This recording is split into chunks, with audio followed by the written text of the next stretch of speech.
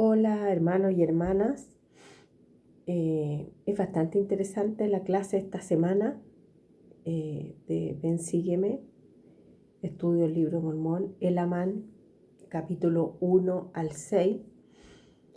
Y porque si uno piensa en los tiempos de hoy, bueno, en esa época, los registros en el libro de Elamán relatan las cosas buenas y las cosas malas, los triunfos y las tragedias que hubo entre los nefitas y los lamanitas.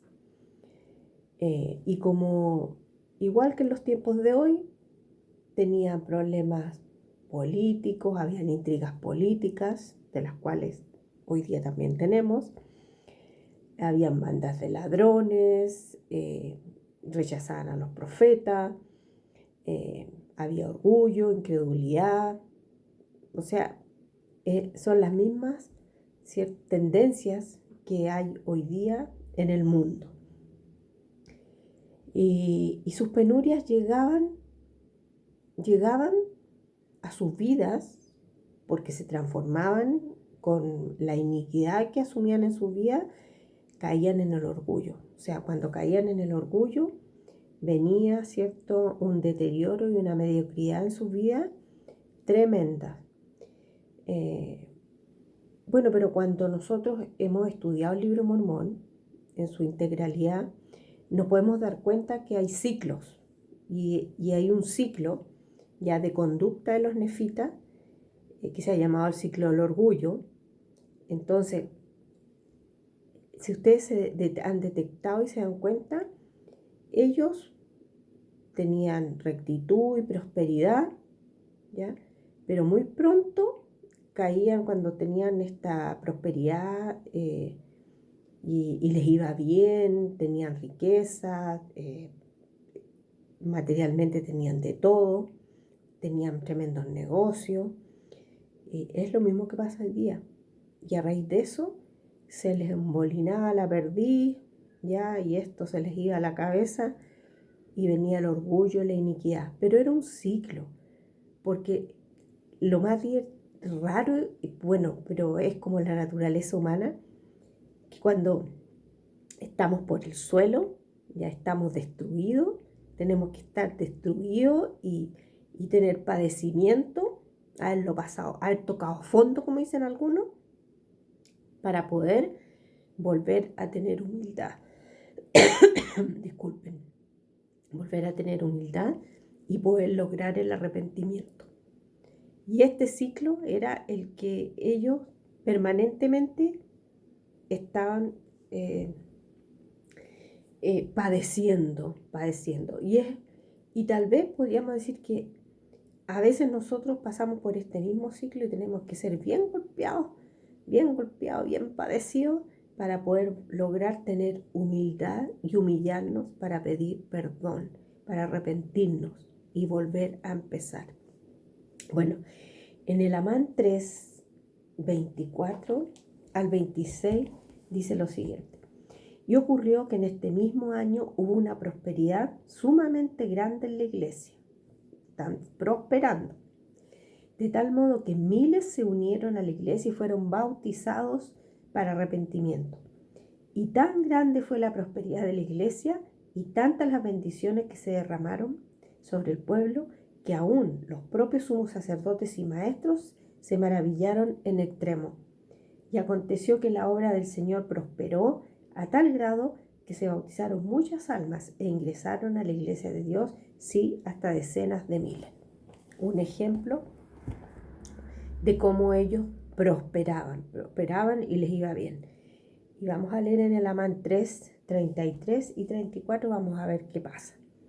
Y en el año 51 del gobierno de los jueces también hubo paz, con excepción del orgullo que empezó a insinuarse en la iglesia, no dentro de la iglesia de Dios, sino en el corazón de aquellos que profesaban pertenecer a ella, ¿ya?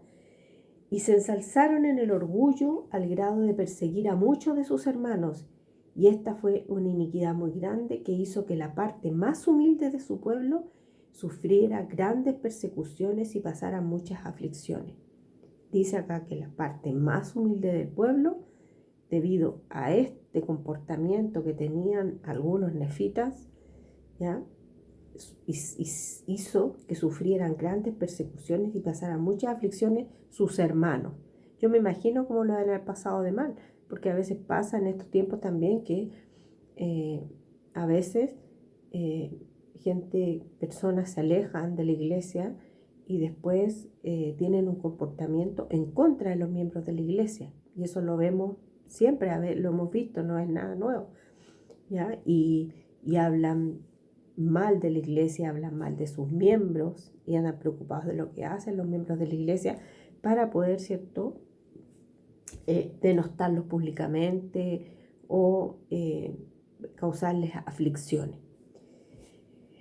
Y en el 36 dice lo siguiente: y sucedió que el año 52 también concluyó en paz, salvo el desmedidamente grande orgullo que había entrado en el corazón del pueblo, y fue por motivo de su grande riqueza y su prosperidad en la tierra, y aumentaba en ellos día tras día.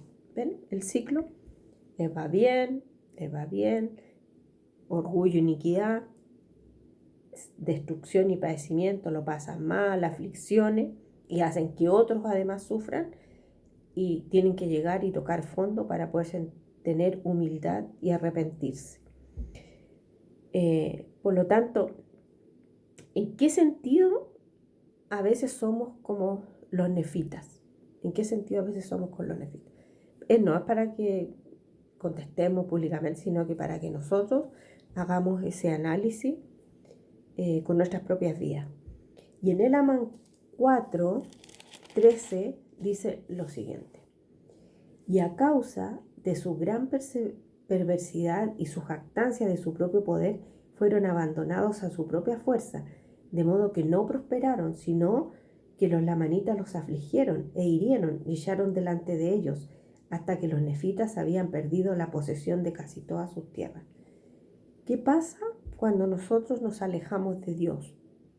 ¿Ya? Aquí dice claramente qué pasó con ellos. ¿Ya? Fueron abandonados, perdieron su poder, su propia fuerza, de modo que no prosperaron, sino que además los lamanitas los afligieron, hirieron y echaron delante de ellos, hasta que los nefitas habían perdido la posesión de casi todas sus tierras, perdieron todo. ¿Qué nos dice eso? Que nosotros, sin Dios, somos seres débiles, o sea, no somos nada. Sin todo dependemos de Él y tenemos que reconocer eso en nuestras vidas. Leamos en el Amán 4, del 24, y dice al 26: y vieron que se habían vuelto débiles como sus hermanos, los lamanitas, y que el Espíritu del Señor no los preservaba más. Sí, se había apartado de ellos, porque el Espíritu del Señor no habita en templos inmundos. Por lo tanto, el Señor cesó de preservarlos por su milagroso e incomparable poder, porque habían caído en un estado de incredulidad y terrible iniquidad, y vieron que los lamanitas eran sumamente más numerosos que ellos, y que a menos que se allegaran al Señor su Dios, tendría que perecer inevitablemente. Perdieron el Espíritu de Dios. ¿Ya? Pues he aquí, vieron que la fuerza de los lamanitas era tan grande como la suya propia, hombre por hombre, y de este modo habían caído en esta gran transgresión. Sí, de esta manera se habían vuelto débiles a causa de su transgresión en el término de no muchos años. Entonces, sin Dios nosotros somos débiles, somos seres débiles, y el orgullo nos separa del Espíritu de Dios y de la fortaleza del Señor. Eso tenemos que tener súper claro. ¿Por qué a veces, meditemos, por qué a veces nos va mal? ¿Por qué a veces no estamos bien?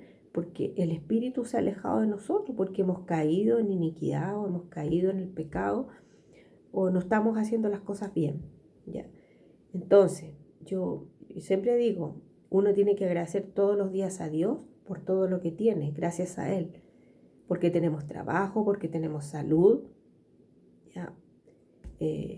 Todas las cosas que tenemos son gracias a Dios, y tenemos que saber que sin Él en nuestras vidas no somos nada, tal como pasó con los nefitas, que se alejaron de Dios y de su espíritu, por lo tanto perdieron todo.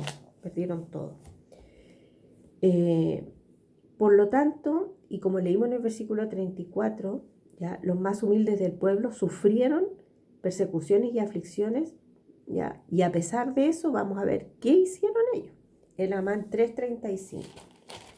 Y dice, no obstante, ayunaron y oraron frecuentemente y se volvieron más y más fuertes en su humildad y más firmes en la fe de Cristo, hasta henchir sus almas de gozo y de consolación.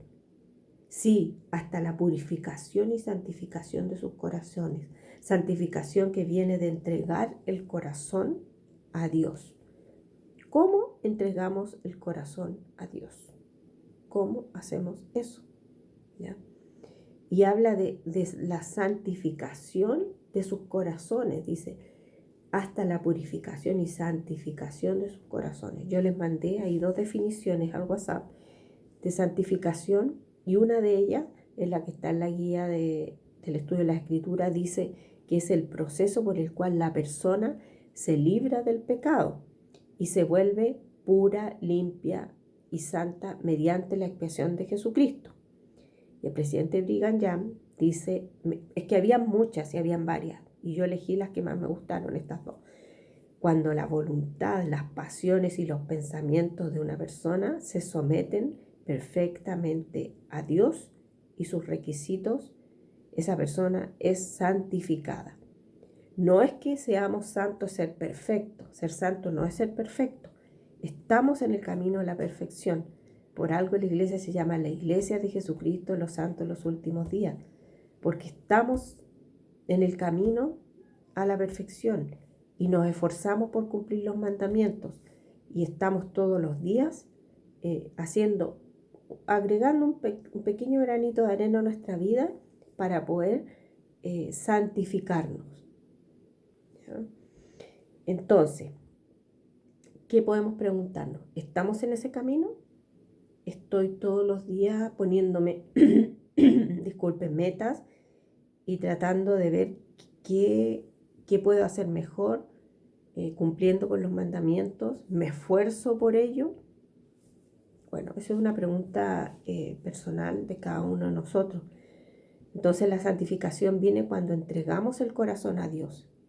Significa que queremos hacer bien las cosas, que queremos cumplir con los mandamientos, que somos humildes, que somos dóciles frente a lo que el Señor nos plantea, frente a lo que los profetas nos están planteando que debemos hacer. Eso es santificar nuestra vida. No es que ser santo no es ser perfecto como lo entiende el mundo, sino que ser santo es prepararnos para poder algún día llegar a vivir con Dios, para ese día cuando lleguemos a ser perfectos. Por lo tanto, eso es lo que hicieron estas personas que se sintieron tan mal con lo que estaban haciendo sus hermanos, los nefitas, cuando se transformaron, asumieron la iniquidad en su vida, y ellos también sufrieron, porque sufrieron persecuciones, y dice que pasaron muchas aflicciones, pero ellos lo que hicieron, ayunaron, oraron frecuentemente. ¿Qué es lo que nos está diciendo los profetas siempre? Ayunar, orar, doblar las rodillas.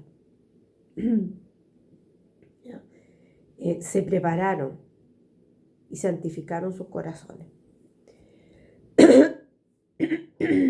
Disculpen, pero estoy media.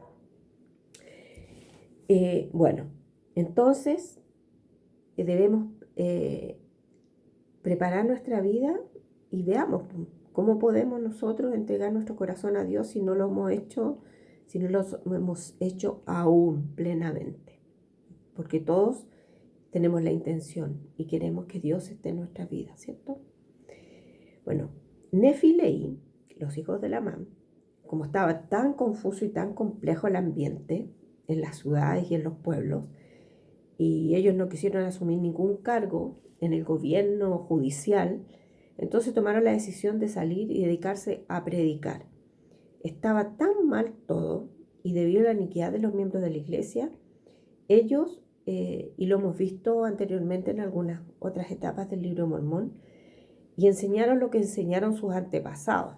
Bueno, ellos recordaron lo que su padre Lamán les había enseñado, lo que el rey Benjamín había enseñado, lo que Amulek había enseñado. Y en el Amán 5:12 dice lo siguiente, que es algo que les dice después de que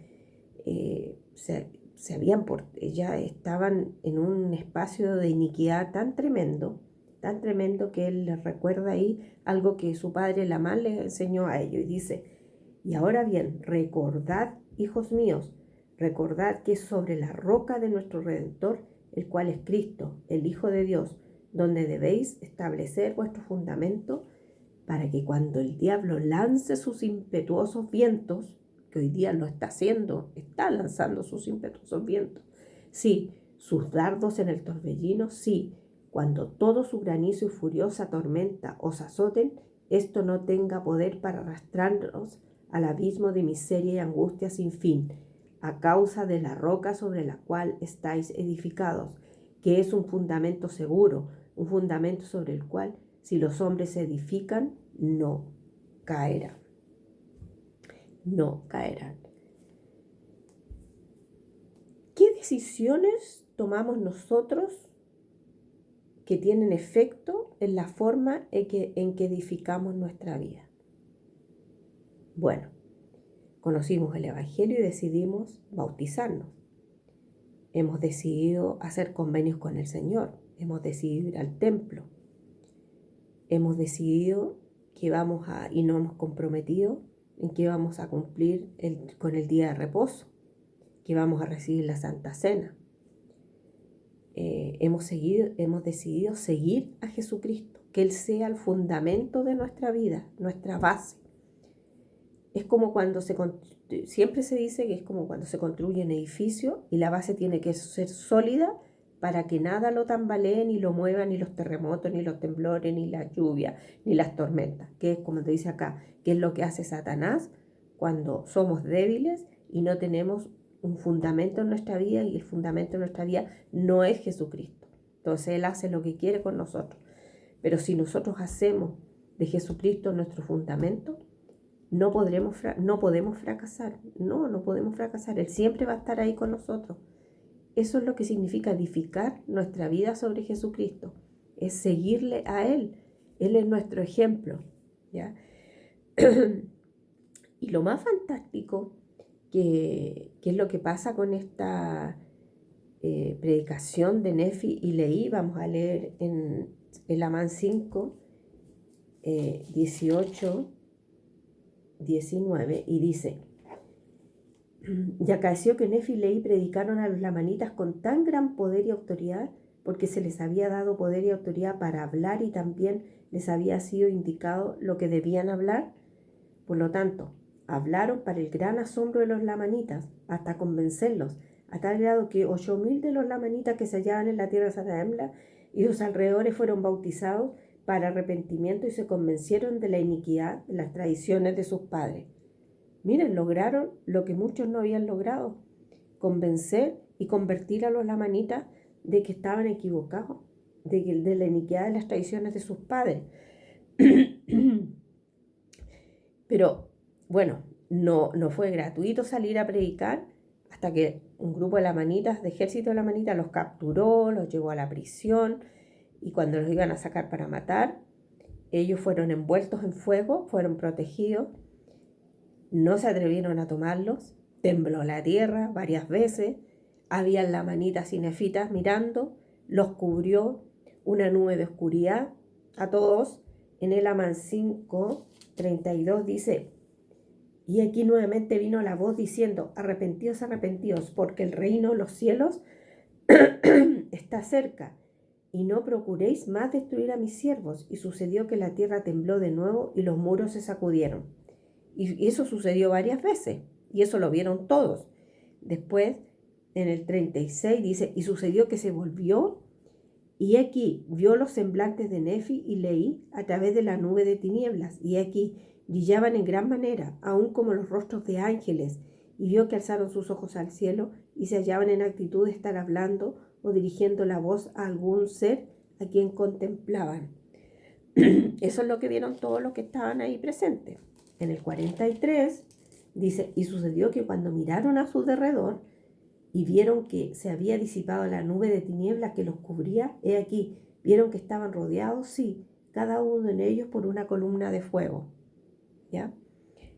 En el 48 dice, y cuando oyeron esto, alzaron la vista como para ver de dónde venía la voz, y he aquí, vieron abrirse los cielos y descendieron ángeles del cielo y les ministraron. Todas estas cosas vieron nefitas y lamanitas. Y en el 49:50 dice, y eran como unas 300 almas las que vieron y oyeron estas cosas, y les fue mandado que fueran y no se maravillaran ni tampoco dudaran. ¿Ya? Y en el 50, pongan atención, y ocurrió que fueron y ejercieron su ministerio entre el pueblo, estos que escucharon, declarando en todas las regiones inmediatas las cosas que habían oído y visto, de tal manera que se convencieron de ellas la mayor parte de los lamanitas a causa, ¿cuál fue la causa? De la grandeza de las evidencias que habían recibido. Vieron todo este proceso de cómo fueron protegidos Nefi y Leí, los hijos de Lamán que andaban predicando, ¿ya? Cómo desapareció la nube, cómo aparecieron ángeles, cómo escucharon una voz que les decía arrepentidos, arrepentidos. Todas estas cosas las escucharon y fueron la razón para su conversión. Fueron las evidencias. Bueno, puede ser que nosotros no tengamos ese tipo de evidencias para nuestra conversión en el Evangelio, pero pensemos cuáles fueron las experiencias espirituales que hicieron que nosotros nos convenciéramos que el Evangelio era verdadero o es verdadero. Ya, pensemos cuáles. Es el mismo proceso que vivieron ellos, por eso que en nuestra fe se fortalece a causa de la grandeza de las evidencias que hemos recibido. Y por eso estamos en la iglesia y por eso aceptamos vivir el Evangelio y nos comprometemos con Dios y Jesucristo y hacemos convenio. ¿Ya? Tenemos un testimonio porque tenemos fe y hemos tenido experiencias que nos han ratificado y nos han dado testimonio de que estas cosas son verdaderas. Bueno, me encanta esta parte del libro Mormón porque aparte de tanta pelea entre lamanitas y nefitas, esto de que los lamanitas se hayan convertido me encanta también porque significa que todo es posible en la vida, que no podemos bajar la guardia, que ellos hayan querido vivir el Evangelio, pero se revirtió el ciclo porque los nefitas empezaron a adoptar conductas inicuas y empezaron a ser débiles en el Evangelio, lo que ahora cuando los lamanitas estaban fuertes en el Evangelio, fuertes compartiendo sus experiencias, los nefitas fueron perdiendo su poder debido al alejamiento con Dios y del Espíritu, y fueron perdiendo lo ganado que habían, por muchos años, habían ellos asumido en su vida, que era seguir a Jesucristo. Bueno, yo comparto esta ayuda para ustedes en su clase, para que puedan conversar con su familia y hacer análisis de lo que se parecen estas experiencias a las experiencias que tenemos hoy día nosotros en nuestra vida. Ojo, que tal como enseña Nefi Leí, lo que enseñó su padre Elamán, que Satanás está ahí esperando para lanzar sus dardos y atacarnos, y que nos salgamos del camino y que no hagamos compromiso y que perdamos, igual que los nefitas, perdamos nuestro testimonio, nuestra fe, que hay una línea súper delgada en que puede pasar con nosotros. Y yo comparto estas cosas diciéndoles que yo sé que la iglesia es verdadera, sé que los profetas en este tiempo existen y los tenemos y son profetas de Dios y que nos aconsejan para que podamos cumplir de mejor manera las cosas que Dios quiere que hagamos y nos ayuda en ello también a mostrarnos el camino de lo que Dios quiere. Yo sé que José Smith fue un profeta de Dios, el libro de Mormón es verdadero y comparto estas cosas en el nombre de Jesucristo. Amén.